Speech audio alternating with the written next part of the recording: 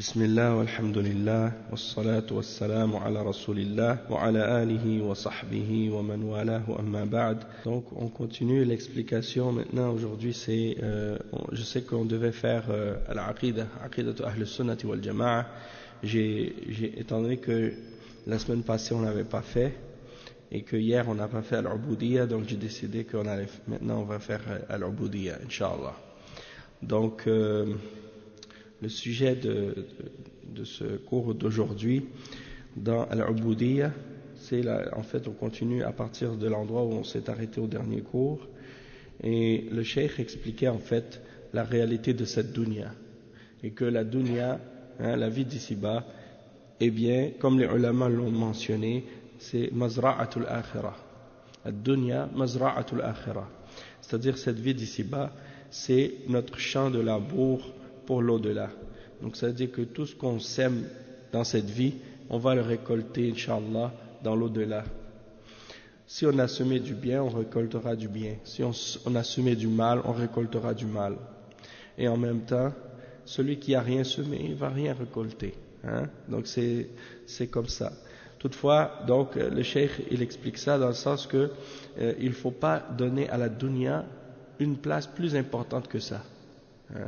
C'est-à-dire, il ne faut pas exagérer ou donner une place plus importante que ça à la dunya et savoir sa réelle position. Donc, on a parlé de ça au dernier cours, et Cheikh al-Islam ibn Taymiyyah, il disait kullu mahabbatin la takunu lillahi fahiya batila wa kullu amalin la yuradu bihi wajhu Allah fahuwa batil فالدنيا ملعونة وملعون ما فيها إلا ما كان لله ولا يكون لله إلا ما أحبه الله ورسوله ولا يكون لله إلا ما أحبه الله ورسوله وهو المشروع فكل عمل أريد به غير الله لم يكن لله وكل عمل لا يوافق شرع الله لم يكن لله بل لا يكون لله إلا ما جمع الوصفين أن يكون لله وأن يكون موافقا لمحبة الله ورسوله وهذا هو الواجب والمستحب كما قال تعالى فمن كان يرجو لقاء ربه فليعمل عملا صالحا ولا يشرك بعبادة ربه أحدا. Donc on a expliqué certains de ces points-là au dernier cours, on va revoir ça quand même. Ibn Taymiyyah, qu'est-ce qu'il explique? Il dit tout amour qui n'est pas pour Allah, elle est fausse.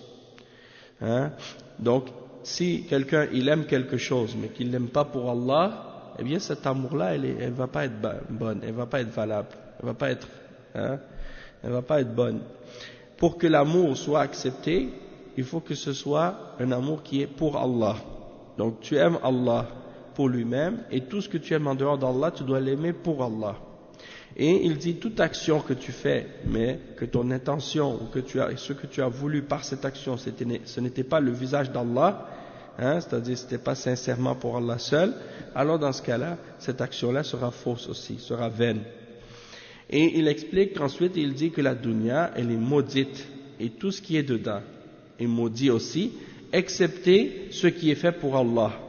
Si tu fais pour Allah quelque chose, c'est là que ça va avoir une valeur. Et le cheikh Al-Fawzan, il explique ici par rapport au fait que il dit وَلَا يَكُونُ لِلَّهِ إِلَّا مَا أَحَبَّهُ اللَّهُ وَرَسُولُهُ. Donc quelque chose ne sera pas fait pour Allah excepté si c'est ce que Allah et son messager ont aimé. Et ça c'est ce qui a été légiféré, al-mashrou', qu'est-ce qui a été légiféré par Allah. Et le cheikh Al-Fawzan il dit يعني ضابط ما كان لله أي فلا يصل إلى الله ولا يقبل الله إلا ما كان خالصا لوجهه قال تعالى وجعلوا لله مما ذرأ من الحرث والأنعام نصيبا فقالوا هذا لله بزعمهم وهذا لشركائنا فما كان لشركائهم فلا يصل إلى الله وما كان لله فهو يصل إلى شركائهم ساء ما يحكمون فالله لا يقبل إلا ما كان خالصا له سبحانه وتعالى وما كان على وفق ما شرعه الله أما أن تجعل شيئا لله والله لم يشرعه ولم يأمرك به فإنه لا يصل إلى الله سبحانه وتعالى. Donc le cheikh ici il explique que si tu fais quelque chose, Allah ne va pas l'accepter et ça ne va pas atteindre Allah, excepté si tu l'as fait sincèrement et purement pour le visage d'Allah, c'est-à-dire pour Allah seul. Et il mentionne à ce sujet le verset 136 dans Surat Al-An'am, dans lequel Allah subhanahu wa ta'ala dit: et ils assignent à Allah une part de ce qu'il a lui-même créé, en fait de récoltes et de bestiaux. Et ils disent: ceci est à Allah, selon leurs prétentions, et ceci est à nos divinités. Mais ce qui est pour leur divinité ne parvient pas à Allah, tandis que ce qui est pour Allah parvient à leur divinité. Comme mauvais est leur jugement. Donc, c'est-à-dire que ce qu'ils ont fait pour autre que Allah subhanahu wa ta'ala, Allah ne l'accepte pas. Et ce qu'ils ont fait pour Allah, mais ils ont mis avec Allah des partenaires dans ce qu'ils ont fait, eh bien c'est clair que Allah subhanahu wa ta'ala ne l'accepte pas, parce que Allah subhanahu wa ta'ala n'accepte que ce qui est fait pour lui seul, et ce qui est fait selon ce qu'il a légiféré aussi. Donc il explique que Allah subhanahu wa ta'ala n'accepte que ce qui est pur, qui est fait avec ikhlas, qui est fait purement pour lui, et ce qui est en accord avec ce qu'il a légiféré, c'est-à-dire ce qui est en accord avec ce qu'il a révélé dans le Coran et dans la Sunna. Et il dit, mais tandis que celui qui veut prendre une part de ce qui appartient à Allah, ou bien faire des choses que Allah subhanahu wa ta'ala n'a pas légiféré et n'a pas ordonné, il veut se rapprocher à Allah par ces choses-là, eh bien il dit ça ne va pas atteindre Allah subhanahu wa ta'ala. Il dit ensuite: فَكُلُّ عَمَلٍ أُرِيدَ بِهِ غَيْرَ اللَّهِ لَمْ يَكُنْ لِلَّهِ. Donc toute action qu'on n'a pas voulu, ou par laquelle on a voulu plaire à autre que Allah, dans cette action-là, alors elle ne sera pas pour Allah. وَكُلُّ عَمَلٍ لَا يُوَافِقُ شَرْعَ اللَّهِ لَمْ يَكُنْ لِلَّهِ. Toute action qui n'a pas été faite selon ce que Allah subhanahu wa ta'ala a légiféré, alors elle n'est pas pour Allah. Donc quelqu'un par exemple peut penser que ce qu'il fait comme bid'a ou comme innovation, il dit moi je fais ça pour Allah. Eh bien en réalité ce n'est pas pour Allah qu'il le fait. Pourquoi? Parce qu'il ne le fait pas la façon que Allah lui a ordonné de le faire. Donc pour que l'action que tu fais soit pour Allah, il faut que l'intention soit pure pour lui en premier, et deuxièmement il faut qu'elle soit en accord avec ce qu'il a ordonné lui-même et que ce qu'il a légiféré lui-même. Donc si tu fais quelque chose mais tu le fais à ta façon, tu le fais pas à la façon que Allah t'a ordonné de le faire, Allah subhanahu wa ta'ala n'en veut pas, Allah ne va pas l'accepter. C'est comme si en voulant dire, si quelqu'un dit oui mais le résultat c'est le même, c'est pas l'important par rapport au résultat, est-ce que tu vas atteindre le même résultat ou non. L'important c'est est-ce que tu l'as fait de la bonne façon, est-ce que tu l'as fait de la manière que Allah subhanahu wa ta'ala a ordonné, est-ce que tu l'as fait de la façon que le prophète sallallahu alayhi wa sallam nous l'a enseigné, et est-ce que tu as suivi son exemple et son modèle, est-ce que tu as respecté sa charia pour le faire. Et c'est ça l'important, et c'est ça qui fait que l'action va être acceptée.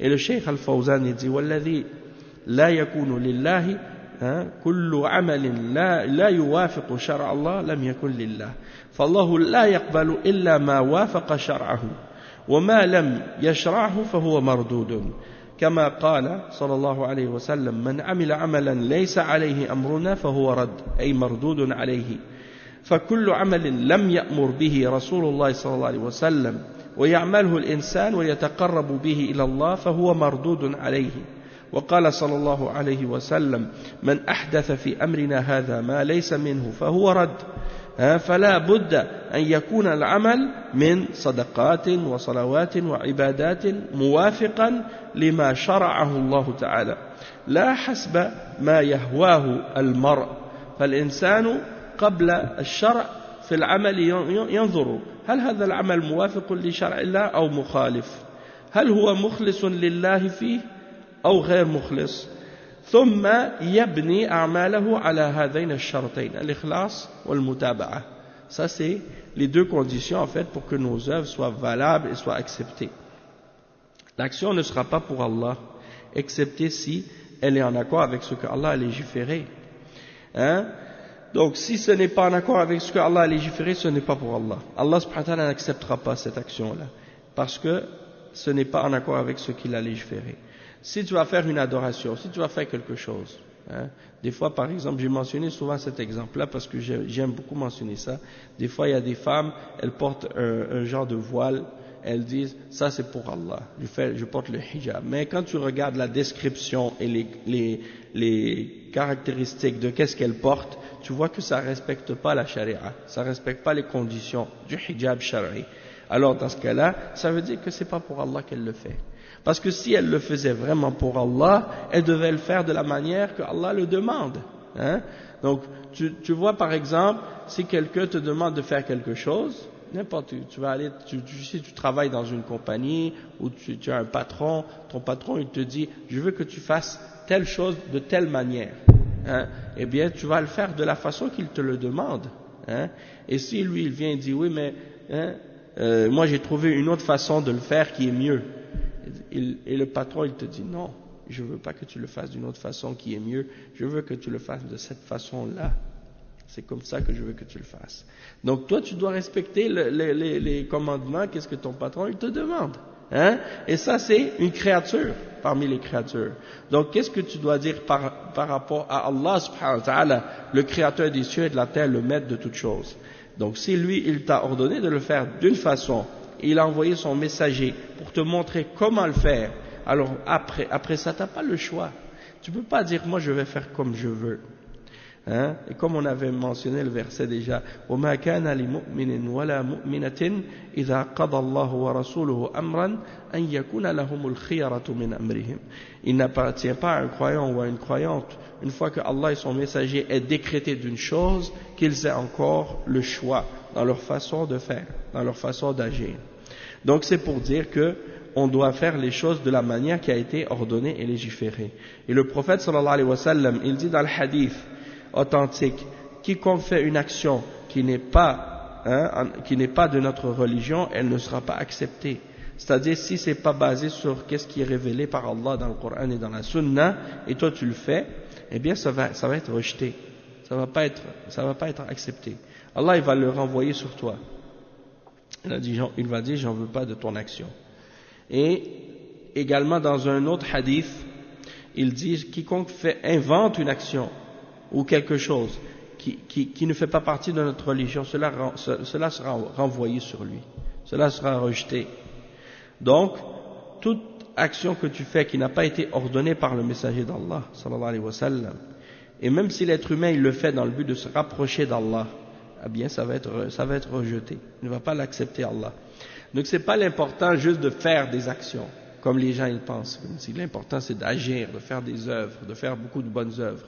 L'important c'est de vérifier que les bonnes œuvres que tu fais, hein, elles sont acceptées, elles sont valables, elles sont correctes, elles sont faites selon les règles.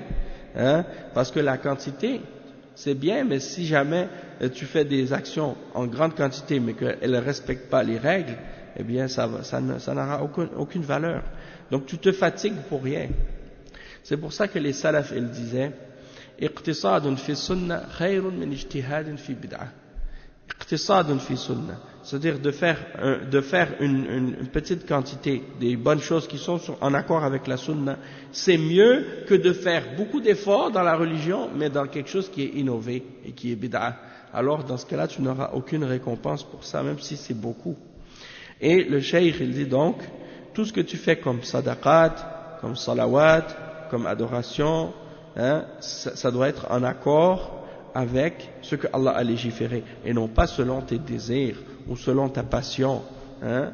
Et il dit l'être humain, avant de même entrer ou penser même à faire un acte ou à faire quelque chose, il doit regarder cette action, est-elle en accord avec ce que Allah a légiféré ou bien en contradiction, ou bien est-ce que la personne qui fait l'action, elle est sincère, pure dans son intention envers Allah lorsqu'elle le fait, ou bien qu'elle n'est pas sincère et qu'elle n'est pas pure dans son intention pour faire ce qu'elle fait.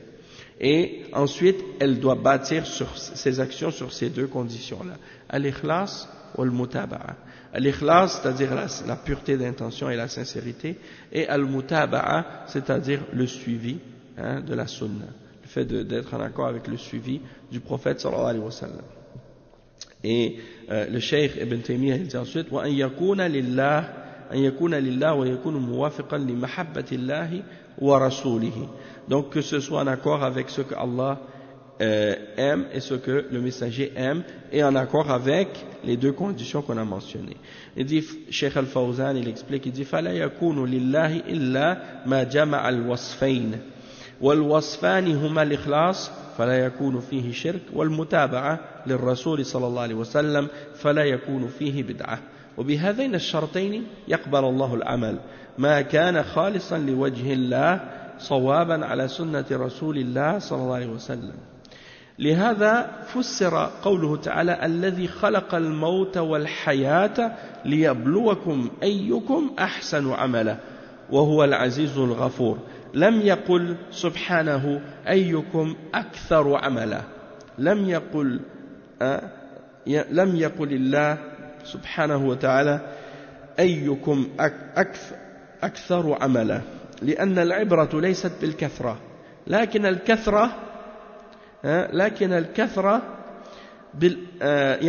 العبرة بالأحسن، ليست العبرة بالكثرة ولكن العبرة بالأحسن. ليبلوكم أيكم أحسن عملا.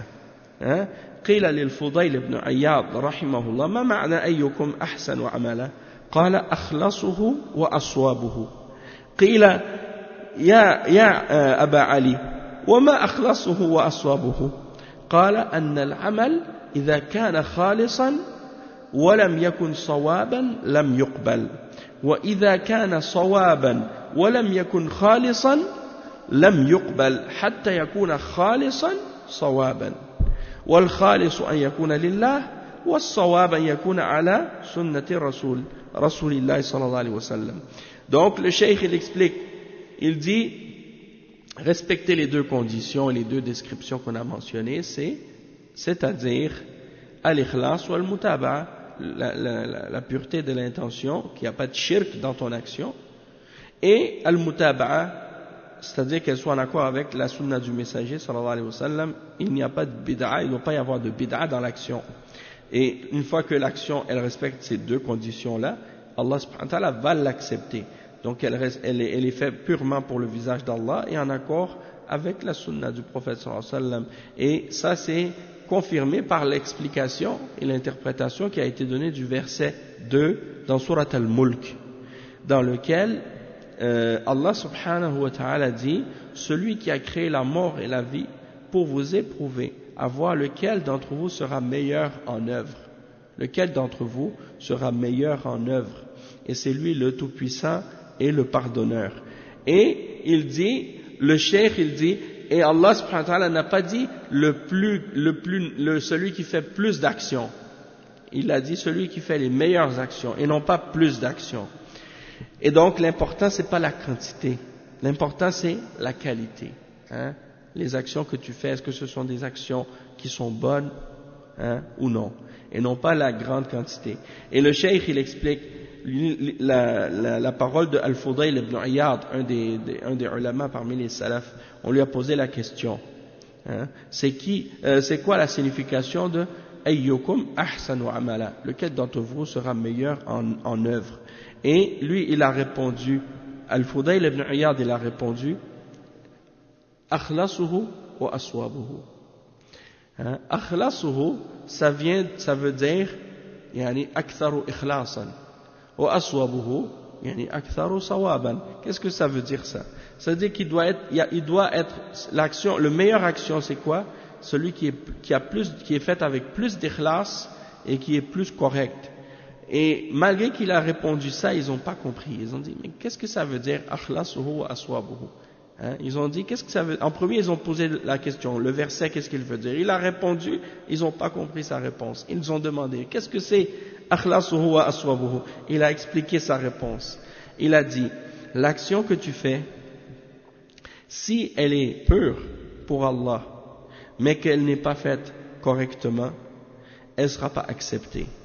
Et si elle est correcte, elle est faite correctement, mais elle n'est pas faite avec sincérité, avec pureté dans l'intention, elle ne sera pas acceptée jusqu'à ce qu'elle soit khalisan et sawaban, c'est-à-dire qu'elle soit faite avec sincérité, pureté d'intention pour Allah seul, et qu'elle soit sawaban, c'est-à-dire de façon correcte, en accord avec la sunna.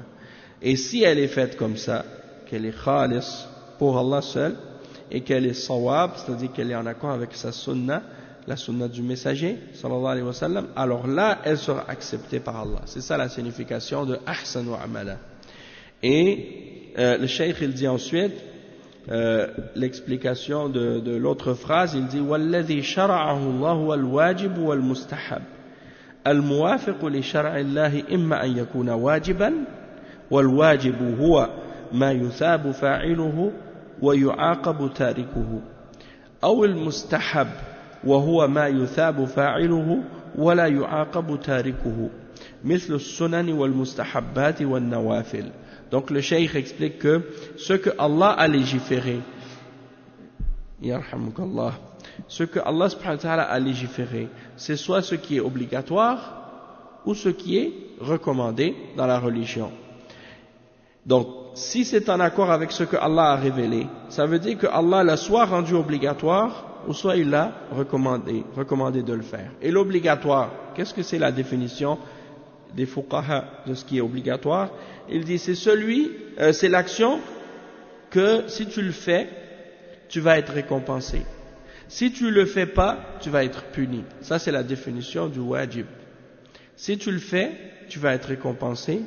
Si tu le fais pas, tu vas être puni. Ça c'est le wajib, qu'est-ce qui est obligatoire. Et qu'est-ce qui est mustahab, qu'est-ce qui est recommandé? C'est l'action que si tu le fais, tu vas être récompensé, et si tu ne le fais pas, tu ne seras pas puni. C'est ça le mustahab, qu'est-ce qui est recommandé. Si tu le fais, tu vas être récompensé, si tu ne le fais pas, tu ne seras pas puni. Et ça, qu'est-ce qui rentre dans ça? C'est bien entendu les actes surérogatoires, les sunan, les choses recommandées, hein, ça c'est al-mustahabbat, les choses recommandées. Et ensuite, le cheikh il mentionne le verset dans Surat Al-Kahf, qui est le dernier verset dans Surat Al-Kahf, le verset 110, dans lequel Allah subhanahu wa ta'ala dit: et quiconque donc espère à la rencontre de son Seigneur, alors qu'il fasse une œuvre qui est bonne et qu'il n'associe rien dans l'adoration de son Seigneur, hein, qu'il n'associe rien aux personnes dans l'adoration de son Seigneur. Ça c'est un verset qui résume les deux conditions pour que les œuvres soient acceptées. Les deux conditions sont mentionnées dans ce verset. فَمَنْ كَانَ يَرْجُو لِقَاءَ رَبِّهِ فَلْيَعْمَلْ عَمَلًا صَالِحًا. Ça c'est al-mutaba'a. وَلَا يُشْرِكْ بِعِبَادَةِ رَبِّهِ أَحَدًا. Ça c'est al-ikhlas. Et le cheikh il le résume. Il dit يعني هذان الشرطان الشرط الأول أن يكون العمل خالصا لله ولا يكون صالحا إلا إذا كان وفق السنة أما إن كان على خلاف السنة فهو فاسد والشرط الثاني أن يكون خالصا لوجه الله سبحانه وتعالى ولا يشرك بعبادة ربه أحدا لأن الإنسان قد يعمل أعمالا صالحة موافقة للسنة ولكن يدخلها الشرك في القصد والنية كالرياء والسمعة وطلب الدنيا وغير ذلك فلا تنفع صاحبها وقد يعمل أعمالا مخالفة للسنة فلا تقبل. Donc le cheikh il dit que la première condition, on l'a vu, c'est que ce soit en accord avec la sunna. Et si elle ne respecte pas la sunna, elle ne sera pas valable cette action, elle sera corrompue. La deuxième condition, c'est que ce soit pur pour le visage d'Allah, comme dans le verset, et qu'il n'associe rien avec son Seigneur dans son adoration. Et il dit, c'est-à-dire que l'être humain, peut-être que parfois il va faire un acte qui est en accord avec la sunna, hein, il fait l'action correctement selon la sunna, sauf que dans son intention, il y a quelque chose de shirk qui rentre, comme l'ostentation, hein, ar-riya, ou le fait de se faire entendre, de se faire voir, ou de rechercher la dunya dans qu'est-ce qu'il fait pour Allah, ou d'autres choses de ce genre, alors dans ce cas-là, l'action en question ne sera pas acceptée. Et Allah ne va pas l'accepter parce qu'elle n'est pas sincère. Il y a du riya dans l'action, il y a de l'ostentation dedans. Et quand tu fais des actions par rapport à la religion pour que les gens te remarquent ou pour que les gens te voient, eh bien Allah ne va pas te récompenser pour ça. Hein? Même si elles ne sont pas en contradiction avec la sunna. L'action est en accord avec la sunna, mais elle n'est pas sincère. Donc elle ne sera pas acceptée. De la même manière que celui qui fait une action qui est contraire à la sunna, elle ne sera pas acceptée aussi. Après, le cheikh il dit al-amalu salih wal-amalu fasid. Donc on va continuer l'explication. Qu'est-ce que Cheikh al-Islam Ibn Taymiyyah il dit ensuite? Al-adillatu ala shuruti qabul al-amal. Les preuves des conditions de l'acceptation des œuvres. C'est quoi les preuves de ces deux conditions-là?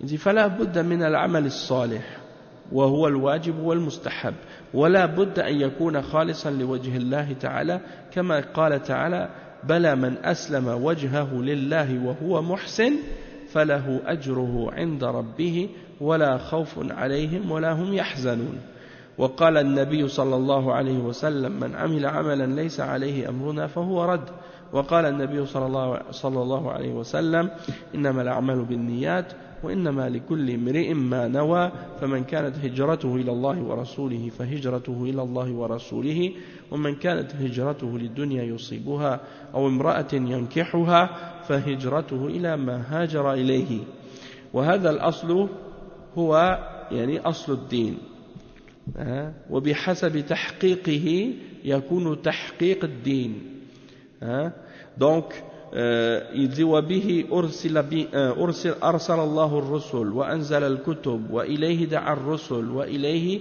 جاهد وعليه جاهد وبه أمر وفيه رغب وهو قطب الدين الذي تدور عليه روحاه. Donc ici le cheikh il a expliqué, et si vous regardez bien les deux conditions de l'acceptation des œuvres, al-ikhlas ou al-mutaba'a, ça ressemble à quoi? Ou ça correspond à quoi dans la religion? Ça ressemble à quelle chose? Si vous pensez à ces deux conditions-là, ça vous fait penser à quoi parmi les piliers de l'islam? Ash-shahadatayn. Ashhadu an la ilaha illallah, ashhadu anna Muhammad Rasulullah. C'est comme si les deux conditions des œuvres, eh bien, c'est comme si c'était en réalité la concrétisation de la signification des deux témoignages. Ashhadu an la ilaha illallah, ça c'est al-ikhlas. Wa ashhadu anna Muhammadan Rasulullah, ça c'est al-mutaba'a. Donc pour que tes œuvres soient acceptées par Allah, il faut que tes œuvres respectent qu'est-ce qu'implique les deux témoignages de la foi. Ashhadu an la ilaha illallah wa ashhadu anna Muhammadan Rasulullah. Et ça c'est quoi? C'est al-ikhlas et al-mutaba'a. Et le cheikh il explique donc, il faut que l'acte ou les bonnes œuvres que tu fais, les bonnes œuvres qu'on fait, c'est soit qu'est-ce qui est obligatoire ou recommandé, comme on l'a expliqué. Et le cheikh il dit al-amalu salih wal amalu fasid. Donc al-amalu salih huwa al-wajib wal mustahab ويخرج بذلك العمل المحرم والمكروه أما المباح فلا يثاب فاعله ولا يعاقب تاركه إلا إذا قصد به الاستعانة على طاعة الله سبحانه. Donc le cheikh il dit la différence entre l'action qui est salih et l'action qui est fasid, c'est comme on l'a mentionné, qu'est-ce qui est ordonné et recommandé, ça c'est la bonne action, et qu'est-ce qui est interdit ou détestable, ça ce qui est interdit ou déconseillé ou détestable, ça ce qui est mauvais, c'est l'action qui est mauvaise. Et qu'est-ce qui est mubah, parce que ça le cheikh il parle des règles de la charia, il y a 5 règles dans la charia, et c'est quoi ces 5 règles? Il les a résumées maintenant. Al-wajib wal-mustahab wal-makruh wal-muharram wal-mubah. Donc al-wajib c'est qu'est-ce qui est obligatoire?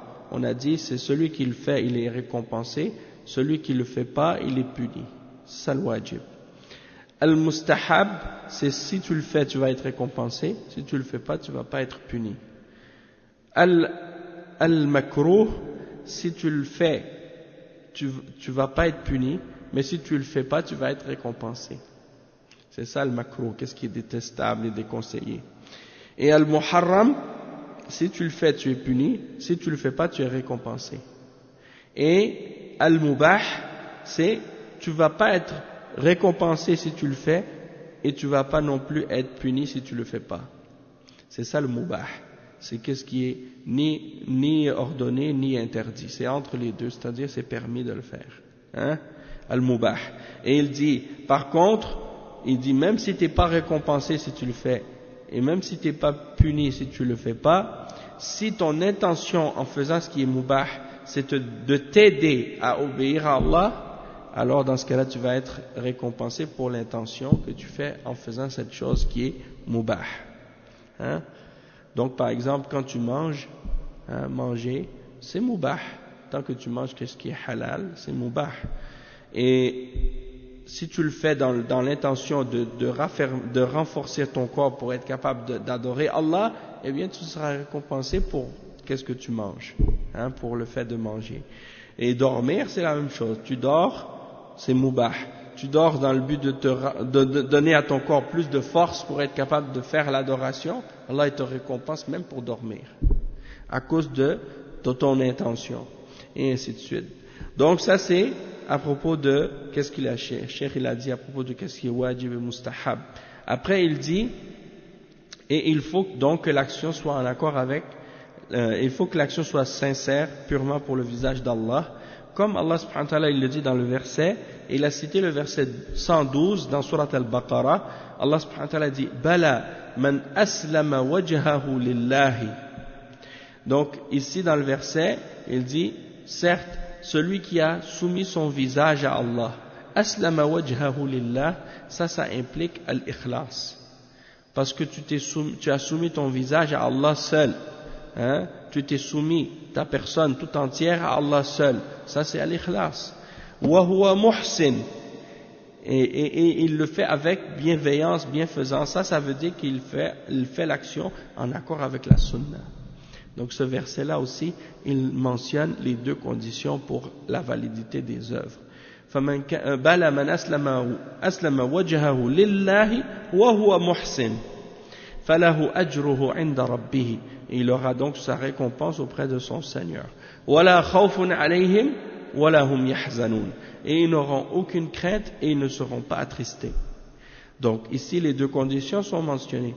Et il mentionne un hadith du prophète sallallahu alayhi wa sallam qu'on a lu tout à l'heure, celui qui fait une action qui n'est pas en accord avec notre religion, alors elle sera rejetée. Ça c'est la condition de al-mutaba'a, pour que l'action soit en accord avec la sunna. Et le cheikh il donne des commentaires sur ça. Il dit dalilu ash-shartayn qawluhu ta'ala bala man aslama wajhahu lillahi wa huwa muhsin. هذان الشرطان قبول العمل أسلم وجهه لله وهو محسن. أسلم وجهه هذا الإخلاص وهو محسن أي متبع للرسول صلى الله عليه وسلم. أما ما فقد الشرطين أو أحدهما فلن يدخل به الجنة أبدا. فدلت الآية على أنه لا يدخل الجنة أو لا يدخل الجنة إلا من اجتمع فيه الشرطان الإخلاص والمتابعة للرسول صلى الله عليه وسلم. Donc comme je disais tantôt, man aslama wajhahu lillah, qui a soumis son visage à Allah, ça c'est l'ikhlas, la sincérité et la pureté. Wa huwa muhsin, alors qu'il est muhsin, c'est-à-dire muttabi'un lirrasoul sallallahu alayhi wa sallam. Il a suivi l'exemple du messager sallallahu alayhi wa sallam.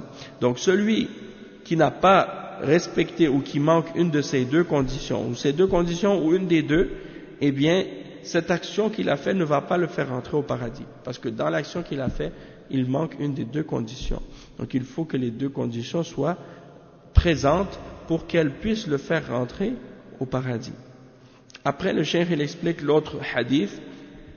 والدليل من السنة قوله صلى الله عليه وسلم من عمل عملا ليس عليه أمرنا فهو رد وفيه لفظ من أحدث في أمرنا هذا ما ليس منه فهو رد يعني أي من أحدث في الشرع عملا لم يفعله الرسول صلى الله عليه وسلم ويتقرب به إلى الله فهو مردود عليه لا يقبل منه. وفي الرواية الأخرى من عمل عملا ليس عليه أمرنا فهو رد وهذا أعم هذه أعم. فمن عمل بدعة ولم يكن هو الذي أحدثها فهي مردودة عليه.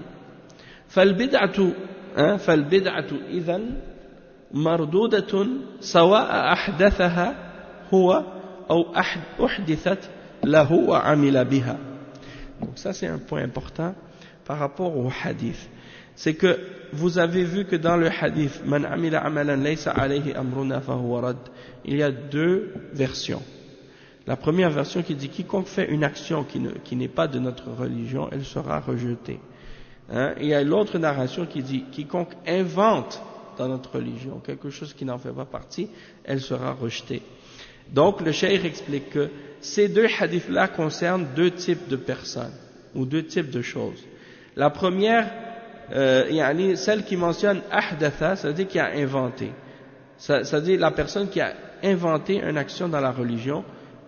Eh bien, si cette action-là, le prophète sallallahu alayhi wa sallam ne l'a pas fait, et que lui, il cherche à se rapprocher d'Allah par cette chose-là, eh bien, cette action-là sera rejetée, elle ne sera pas acceptée. Et l'autre narration qui dit, quiconque fait une action qui n'est pas de notre religion, elle sera rejetée, ça c'est encore plus général. C'est-à-dire, peu importe que ce soit lui qui l'a inventé ou non, elle sera rejetée. Et donc, le cheikh explique que ça veut dire que quiconque fait une bid'a, même si c'est pas lui qui l'a inventé, elle sera rejetée. Donc la bid'a, elle sera rejetée de la personne qui l'a fait, peu importe que ce soit lui qui a été l'inventeur de cette bid'a ou que quelqu'un d'autre l'ait inventé et que lui il l'ait fait par la suite. Dans les deux cas, l'affaire sera rejetée de sa part. Et il dit وَمِنَ الْأَدِلَّةِ على اشتراط الإخلاص قوله صلى الله عليه وسلم إنما الأعمال بالنيات وهذا هو الشرط الأول. ودليل الشرط الثاني قوله ومن عمل عملا ليس عليه أمرنا وهو متابعة للرسول صلى الله عليه وسلم إذا جمعنا الحديثين نحصل على الشرطين. Donc le cheikh dit parmi les preuves d'établir les deux, pour établir les conditions pour que nos œuvres soient valables et acceptées, eh bien les hadiths que le cheikh a mentionnés. Premièrement, le hadith innama al-a'malu bin-niyat, les œuvres que vous faites ne sont valables que selon leurs intentions. Et ça c'est la première condition de al-ikhlas.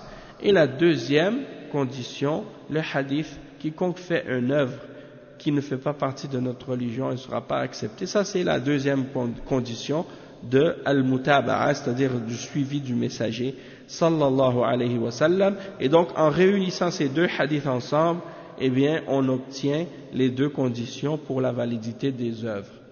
Ensuite, le cheikh il dit وَلَيْسَ لِلْمُؤْمِنِ مِنْ عَمَلِهِ إِلَّا مَا نَوَى لَوْ تَصَدَّقَ بِجِبَالٍ مِنْ ذَهَبٍ فَمَا لَهُ إِلَّا مَا نَوَى. Est-ce qu'on avait traduit le hadith إِنَّمَا الْأَعْمَالُ بِالنِّيَّاتِ, les œuvres ne valent que selon leurs intentions, et la personne n'aura que il n'aura que selon ce qu'il a eu comme intention pour ses actions. Quiconque a fait la hijra, si c'est pour Allah et son messager, alors il aura la récompense d'avoir fait la hijra pour Allah et son messager.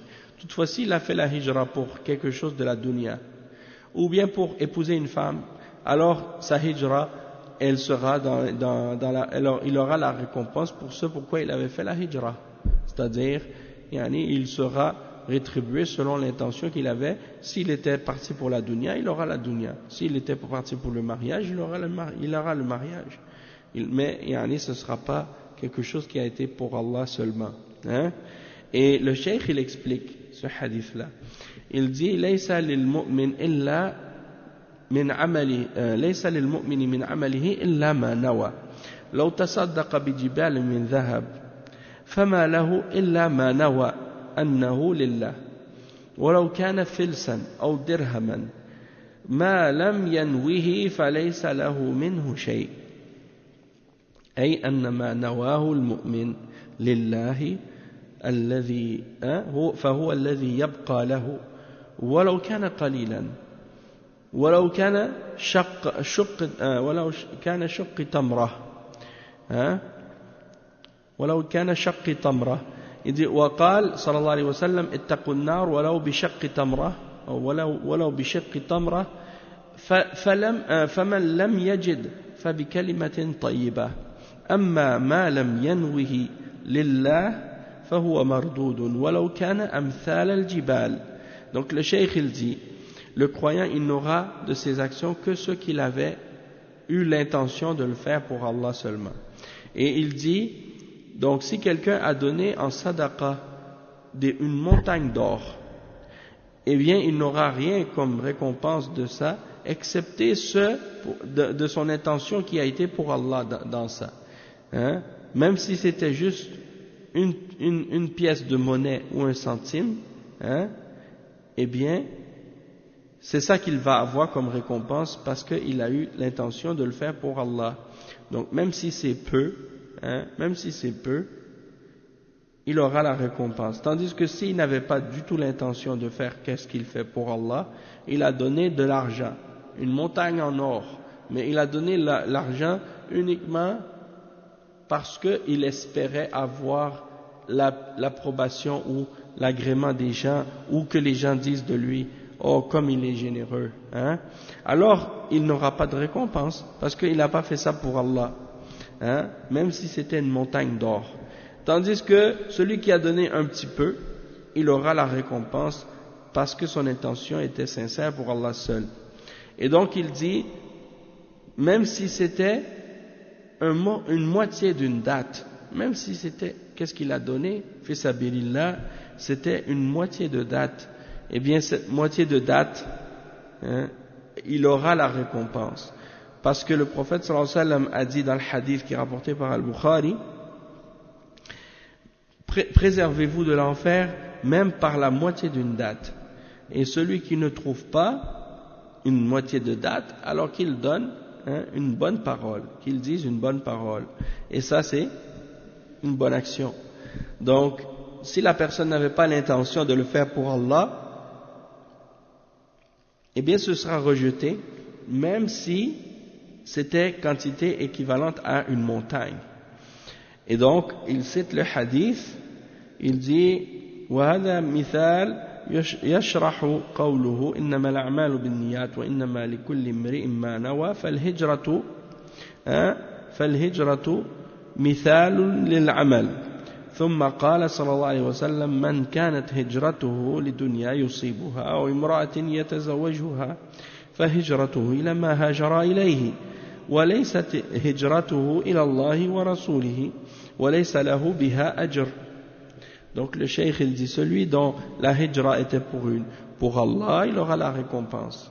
Tandis que celui qui aura fait la hijra uniquement pour la dunya ou pour une femme, il n'aura pas de récompense d'Allah pour ça.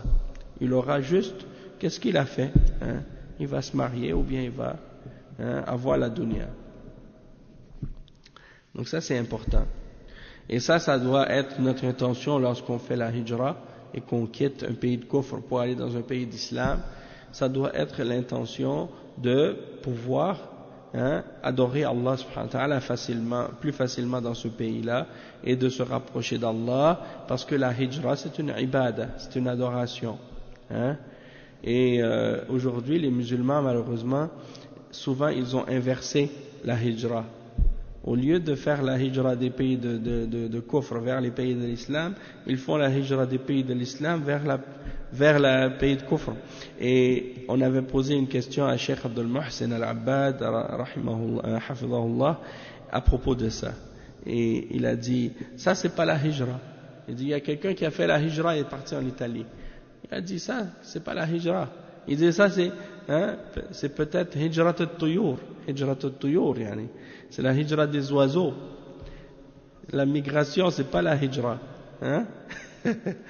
Donc, effectivement, il faut faire la hijra pour Allah. Et ça veut dire que tu dois quitter le pays non musulman pour aller vers le pays de l'islam.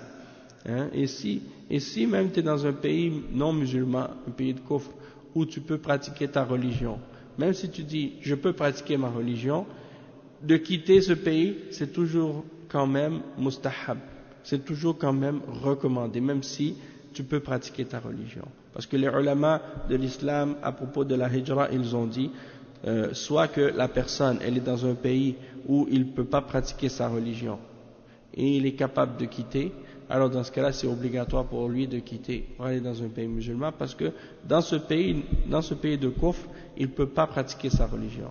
Et il est capable de quitter, donc c'est obligatoire pour lui de quitter. Toutefois, s'il est dans un pays non musulman, un pays de kufr, mais il est capable de pratiquer sa religion dedans, ouvertement, et d'appeler au tawhid, et de faire la da'wa ouvertement et sans problème, alors dans ce cas-là, c'est pas obligatoire pour lui de quitter ce pays de kufr pour aller dans un pays musulman, mais tout de même c'est recommandé, c'est mustahab pour lui de le faire. D'accord? Donc, ça reste dans tous les cas quelque chose qui est préférable et recommandé de vivre parmi les musulmans. Parce que de vivre parmi les kuffars, il y a toujours une fitna pour toi et pour ta religion. Et Allah subhanahu wa ta'ala dit dans le Coran, وَلَا تَجْعَلْنَا فِتْنَةً لِلَّذِينَ كَفَرُوا. Ne fais pas de nous une épreuve pour ceux qui ont mécru. Hein? Et comment est-ce que nous les musulmans, on peut devenir une épreuve pour ceux qui ont mécru? Hein? Donc, on peut devenir une épreuve pour ceux qui ont mécru de différentes façons. Peut-être que dans notre comportement, dans notre façon d'agir, on est la cause de l'égarement de ces non-musulmans-là parce qu'on ne leur a pas montré le bon exemple de l'islam ou le bon comportement de l'islam, ou on ne les a pas appelés à l'islam. Vous savez qu'il y a beaucoup de gens qui sont convertis à l'islam. Quand ils sont devenus musulmans, ils ont vu des gens qu'ils ont côtoyés ou fréquentés, ils ont été amis avec eux avant l'islam. Et ils ont dit, mais toi tu étais musulman, mais tu m'as jamais parlé de l'islam, pourquoi? Hein? Ils étaient choqués parce qu'ils ont dit, mais pendant toutes ces années-là, moi j'ai cherché la vérité. Et là j'ai découvert l'islam. Et toi tu avais l'islam, tu m'en as jamais parlé. Et tu m'as jamais expliqué qu'est-ce que c'était l'islam. Hein? C'est pour ça que, moi je peux dire ça, personnellement ça m'est déjà arrivé même, que j'ai connu des gens avant l'islam qui étaient musulmans et j'ai jamais su qu'ils étaient musulmans. Et ils m'ont jamais dit qu'ils étaient musulmans et ils m'ont jamais parlé de l'islam, jamais. C'est après que je suis devenu musulman, quand je les ai vus à la mosquée, j'étais tellement choqué, j'ai dit, mais toi tu es musulman? Ils m'ont dit, oui je suis musulman. J'ai dit, mais subhanallah, pourquoi tu m'as jamais dit ça? Pourquoi tu m'as jamais parlé de l'islam? Hein? Et il y a beaucoup de gens comme ça qui ont eu cette réaction-là. Ici, hein, il n'y a pas autant de musulmans, mais dans d'autres pays comme en France ou ailleurs, là-bas il y a beaucoup de musulmans. Et des fois les gens, ils connaissent des non-musulmans, ils ne leur parlent pas de l'islam. Et ils pensent que c'est bien de ne pas parler de l'islam. Ils disent non, moi comme si je ne veux pas parler de l'islam, je veux juste je vais juste montrer le comportement, ça c'est suffisant. Non, c'est pas suffisant. Le prophète sallallahu alayhi wa sallam, est-ce que quand il était à Mecca, il est resté là-bas, il a dit je vais juste montrer le comportement, je ne vais pas appeler à l'islam. Je ne vais pas dire aux gens la ilaha illallah, je ne vais pas dire aux gens abandonner l'idolâtrie, arrêter d'adorer les idoles, la religion d'Allah c'est l'islam. Je ne veux pas dire ça. Je veux juste agir bien et être bien avec les gens et c'est tout. Est-ce que c'était ça la da'wa du messager sallallahu alayhi wa sallam? Non. D'avoir le bon comportement c'est bien mais c'est pas suffisant. Hein? Combien il y a de kuffars qui ont des bons comportements? Il y a des chrétiens qui ont des bons comportements. Il y a des juifs qui ont des bons comportements. Il y a des athées même qui ont des bons comportements parfois. Est-ce que ça c'est suffisant? Non, c'est pas suffisant. Donc il faut comprendre que la da'wa ça doit se faire aussi avec al-bayan. Al-bayan, il faut qu'il y ait la clarification, l'explication, il faut qu'il y ait les preuves qui soient expliquées et clarifiées. Si c'est juste le comportement, ça veut rien dire ça. Hein? Sinon, beaucoup de gens se laissent tromper parfois par un bon comportement de la part de quelqu'un qui est égaré. Hein? Et parce qu'il a un bon comportement, il le suit parce qu'il pense que c'est vrai qu'est-ce qu'il fait. Peut-être qu'il est sur une voie vers l'enfer.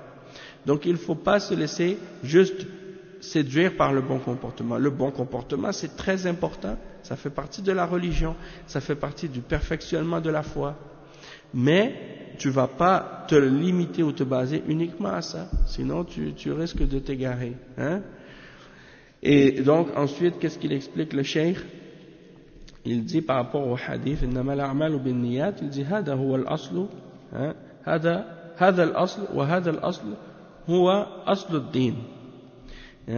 Donc, أي الإخلاص لله عز وجل واتباع الرسول صلى الله عليه وسلم هو أصل الدين الذي أرسل به الله الأنبياء والمرسلين وأنزل به الشرع.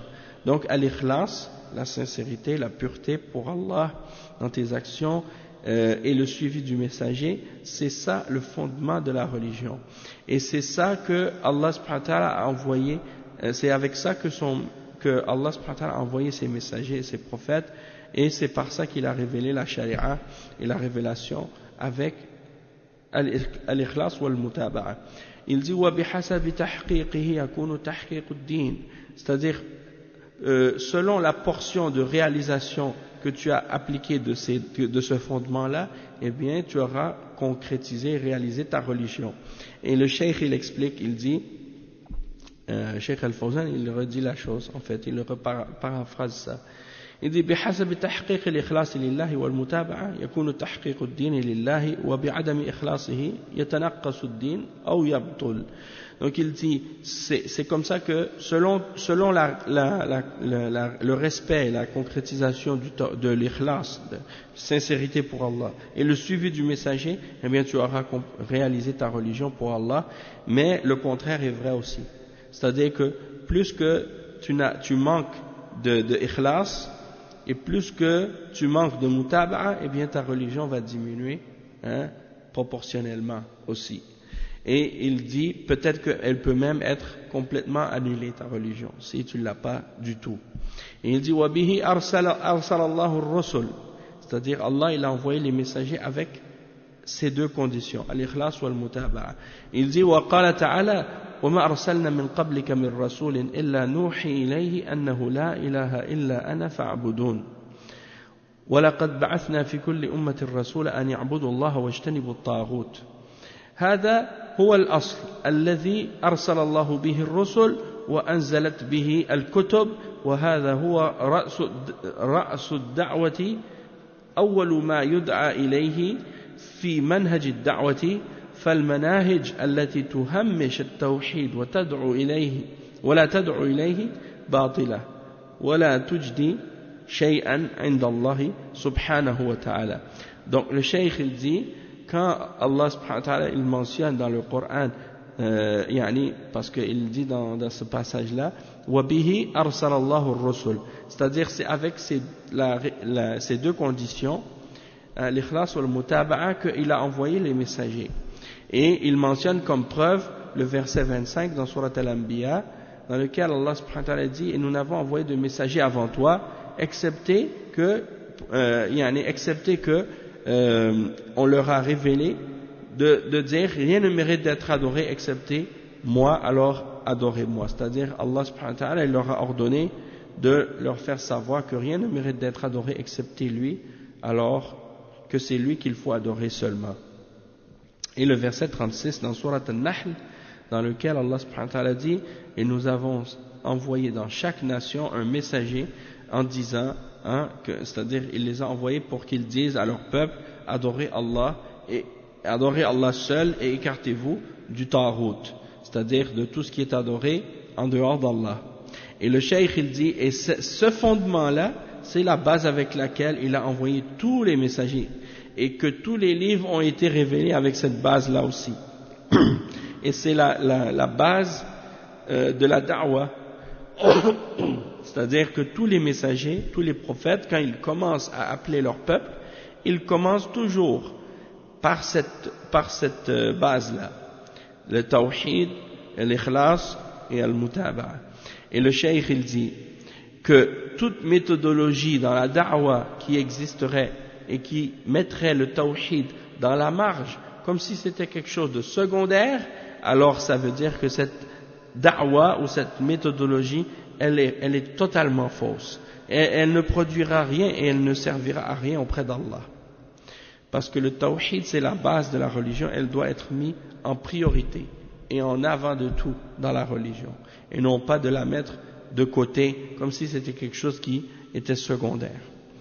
Et le quatrième point que le cheikh il a mentionné ici, وَأَنزَلَ الْكُتُبِ وَإِلَيْهِ دَعَ الرَّسُولِ sallallahu alayhi wa sallam. Donc il dit ici que c'est par cela également que Allah, avec cela que Allah a envoyé tous les livres. Il a hadha al-asl wa huwa ibadatullahi wahdahu la sharika lah. Donc Allah subhanahu wa ta'ala il a envoyé les livres avec ce fondement-là, c'est-à-dire l'adoration d'Allah seul, sans partenaire. Et il dit ensuite, et c'est à cela que le messager a appelé, au tawhid, à la base de la foi. Et il dit ensuite, wa alayhi jahada, c'est-à-dire le messager, sallallahu alayhi wa sallam, il a combattu pour cette base-là et ce fondement-là. Et il explique, Cheikh Al-Fawzan, il dit, qatala man lam yaqbal at-tawhid. قال تعالى قال صلى الله عليه وسلم أمرت أن أقاتل الناس حتى يشهدوا أن لا إله إلا الله وأن محمدا رسول الله ويقيموا الصلاة ويؤتوا الزكاة فإذا فعلوا ذلك عصموا مني دماءهم وأموالهم إلا بحق الإسلام وحسابهم على الله فهو الأصل وهو الأساس الذي أول ما يؤمر به ويجاهد في سبيله. Donc le cheikh explique que toute personne, le prophète sallallahu alayhi wa sallam, il a combattu celui qui n'a pas accepté le tawhid. Il a uniquement combattu celui qui n'a pas accepté ce fondement et cette base, c'est-à-dire le tawhid. Et il a dit dans le hadith authentique, j'ai été envoyé, ou plutôt j'ai été ordonné de combattre les hommes, jusqu'à ce qu'ils témoignent que rien ne mérite d'être adoré excepté Allah et que Muhammad est le messager d'Allah, et qu'ils établissent la salat et qu'ils donnent la zakat, et que une fois qu'ils ont fait cela, ils seront protégés de moi dans leur vie et dans leurs biens, excepté pour un des droits de l'islam, et le reste c'est Allah qui va les juger. Leur jugement incombera à Allah. Et le cheikh il dit que ça c'est le fondement et la base, qui est la première chose qui a été commandée, ou la première chose à laquelle le prophète sallallahu alayhi wa sallam a appelé, et la chose qu'il a ordonnée en premier. Et il a combattu dans ce sentier-là, il a lutté dans ce chemin-là, d'accord? Donc ça c'est toutes sortes de points qui montrent son importance. Wa bihi amar, wa bihi amar an-nas, il a ordonné, Allah lui a ordonné ça pour qu'il ordonne à toute l'humanité. Wa fihi raghaba, le cheikh il dit c'est ça qu'il a incité, encouragé les gens à suivre et à accepter. Et le cheikh Al-Fawzan il dit raghaba an-nas fi ad-dukhul fihi فلا ينهى الداعية عن الربا وغيره من المعاصي ابتداء وإنما يأتي ذلك في الدرجة الثانية. قال صلى الله عليه وسلم لمعاذ رضي الله عنه عندما أرسله لليمن فليكن أول ما تدعوهم إليه عبادة الله، وفي رواية إلى شهادة أن لا إله إلا الله أو عبادة الله، فإذا عرفوا الله فأخبرهم أن الله قد فرض عليهم 5 صلوات في يومهم وليلتهم، فإذا فعلوا فأخبرهم أن الله فرض عليهم زكاة تؤخذ من أموالهم فترد إلى فقرائهم. تدرج في الدعوة ابتداء بالأصل ثم الذي يليه ثم الذي يليه. أما أن ترغب في الصدق في المعاملة والأخلاق الطيبة وتجنب الربا وتجنب الفواحش، فإنما يأتي ذلك بعد تحقيق الأصل وهو التوحيد. Donc le cheikh explique que tu dois inciter les gens à entrer dans l'islam en premier et à accepter le tawhid. Et il dit, le da'ya, il ne doit pas commencer sa da'wa par le fait d'interdire le riba ou d'interdire d'autres parmi les péchés. Pour commencer, tu ne commences pas par ça. Si tu commences ta da'wa en premier, tu vas commencer par le tawhid en premier. Le reste, ça vient en second degré. Parce que le prophète sallallahu alayhi wa sallam, quand il a envoyé Mu'adh ibn Jabal aux kuffars du Yémen, parmi les juifs et les chrétiens là-bas, il leur a dit que la première chose à laquelle tu les appelles soit d'adorer Allah, c'est-à-dire d'adorer Allah seul et d'établir le tawhid. Parce que dans d'autres narrations de ce hadith, il dit فَلْيَكُنْ أَوَّلَ مَا تَدْعُوهُمْ إِلَيْهِ شهادة أن لا إله إلا الله, c'est-à-dire de témoigner que rien ne mérite d'être adoré excepté Allah.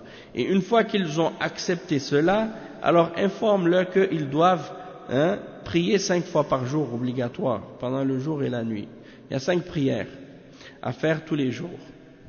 Et une fois qu'ils ont fait cela, alors informe-leur qu'ils doivent donner la zakat et qu'ils doivent prendre de leurs biens pour donner aux pauvres parmi eux. Wa alaykum assalam wa rahmatullahi wa barakatuh. Donc tout ça c'est des piliers, tout ça c'est des choses qu'ils doivent enseigner aux gens lorsqu'ils leur font la da'wa, en commençant par le tawhid, et après ils continuent graduellement, étape par étape, pour enseigner les autres piliers, mais il ne va pas commencer par les autres choses en les incitant à la véracité dans les interactions, ou bien à avoir un bon comportement, ou bien à s'écarter du riba, ou à s'écarter des turpitudes et des péchés, alors qu'ils n'ont pas concrétisé la base de la religion qui est le tawhid. D'accord? Et le cheikh dit ensuite وهو قطب الروحى أو قطب الدين الذي تدور عليه روحاه, c'est-à-dire ça, le tawhid, c'est c'est l'axe, ou bien c'est le pôle, c'est l'axe autour duquel tourne tout le reste de la religion. Tout le reste de la religion tourne autour de cette base-là. Et le Cheikh Al-Fawzan, il dit à propos de ça, يعني فالإخلاص لله هو قطب الدين والقطب هو الشيء الذي تدور عليه الأفلاك كالقطب الجنوبي والقطب الشمالي في السماء. Donc il dit le cheikh que Al-Qutb c'est le pôle ou l'axe, la chose autour de laquelle les étoiles tournent. On dit dans le ciel par exemple le pôle nord et le pôle sud. La terre tourne autour de ça. Et donc tout ça c'est pour dire yani, que le tawhid c'est la chose la plus importante dans la religion. Et ensuite le cheikh il commence à expliquer à propos du shirk et du danger du shirk. Donc ça c'est des rappels importants à propos des fondements de la religion. Mais nous on va s'arrêter ici pour aujourd'hui Inch'Allah, et on continuera la suite au prochain cours bi'idhnillah.